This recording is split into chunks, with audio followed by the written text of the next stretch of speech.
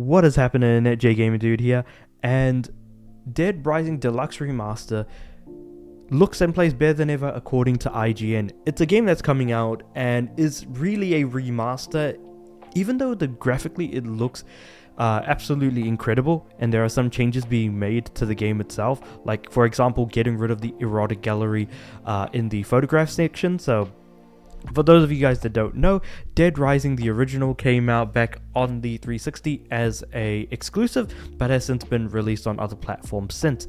That being said, however, it's about the main character Frank West finding out about why there's a zombie outbreak going on, and everything takes place in a mall. And then there's also a hell of a ton of zombies, and Frank has to then jam together a bunch of different items to create multiple different types of weapons and things like that. Crazy types of weaponry in order to mow down zombies while trying to survive himself, and also get survivors that he can find back to the safe house.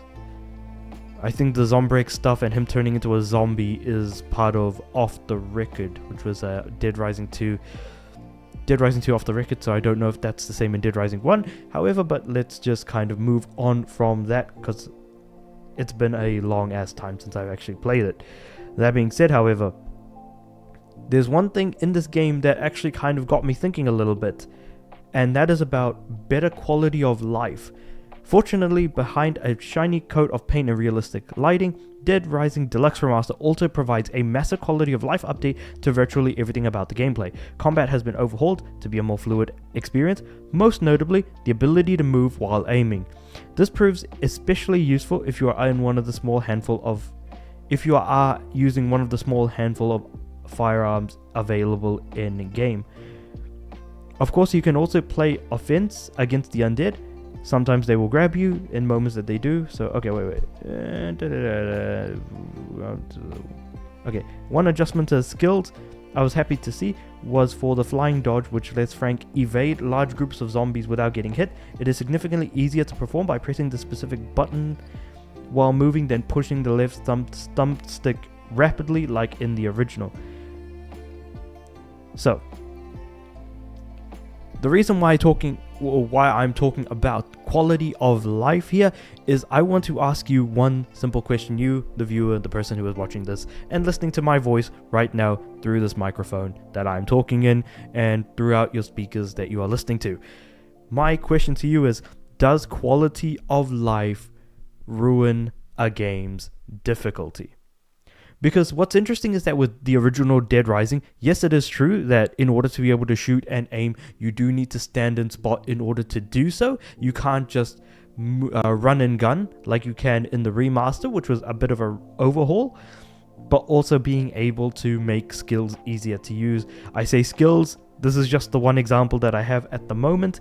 Now, naturally, you can still select classic controls over modern controls, which is what the game gives you the option to do, but those quality of life controls, I'm not sure if they're on by default. But my question really does kind of blend down to, when difficulty is the name of the game, especially in Dead Rising the original, where 7-day survivor I'm sure was like a really difficult achievement for people to earn, trying to get through the game and be able to keep playing constantly. There are elements of difficulty in there.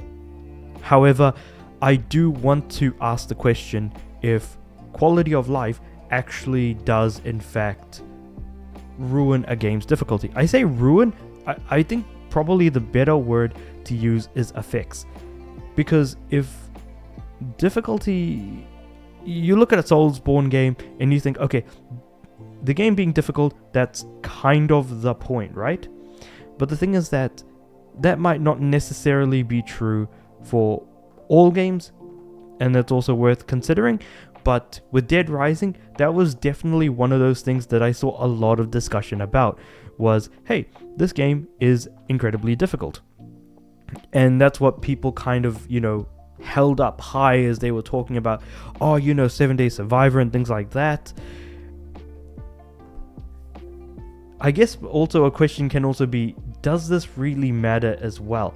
Because quality of life is used to improve the overall experience of the game, but that by definition does make things a little bit easier. I just had this thought in my mind and I wanted to verbalize it, but now that I think about it, I'm not really able to sort of explain it as well, but I feel like the question itself is still worth asking. Because you can remaster a game, make it so that it feels more modern to play, like again the idea of running and gunning rather than having to just stand in a spot and then shoot, because that's kind of what leads to a sense of vulnerability. But I feel like maybe in the original Dead Rising, the idea came from those horror games during the PS2 and through Xbox generation, especially where you've got games like Silent Hill, where if you wanted to use one of the firearms in the game, you had to stand in spot and shoot. Or Resident Evil, again, stand in spot and shoot. I can't remember if the original Resident Evil 4 did that, but I know for a fact that, say Resi 1, 2, 3 certainly did. And even 0 for sure. So it was just something worth thinking about. There are and again, the restriction of not being able to move while aiming is still there in the original. And I mean the fact that say for example with Grim Fandango, when the remaster for that happened, you could either choose to play with tank controls or without. And of course, tank controls, super annoying, kind of wish they never came back. It doesn't make the game more difficult, it just makes the game more frustrating. So I suppose, where do you draw that line? Personally, do you prefer that if the game is frustrating, does that frustration add to difficulty? If not, does it matter if it gets changed to more modern controls? So the whole idea of, does the quality of life for a game actually affect a game's difficulty, and does that then affect you as a player? This is an interesting thing to think about, and this was just kind of the thought that I had one day when I went to the toilet, and I was thinking to myself, just imagine that for a second. So this is just toilet thoughts, shower thoughts, whatever you want to call it, in the form of a video. Because for me personally, I really don't care, because it just makes the whole situation more bearable. But in the case of Dead Rising, it technically makes the game easier. So does there feel like there's any genuine prestige in finishing the game compared to doing the original, where I feel like then the difficulty of the original is then being blocked off, or people are, I guess, using selective memory to be oh, I beat the new one, so obviously I could beat the old one, that kind of idea.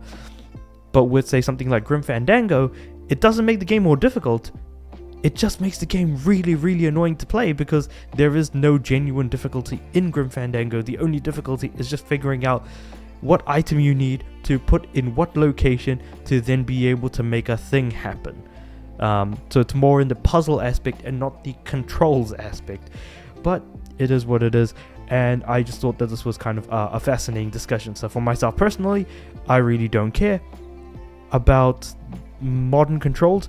But hey, if you're going to do a remaster and you want it to be as true, if you're advertising it to be as true to the original as it can be, then I would say keep the original controls.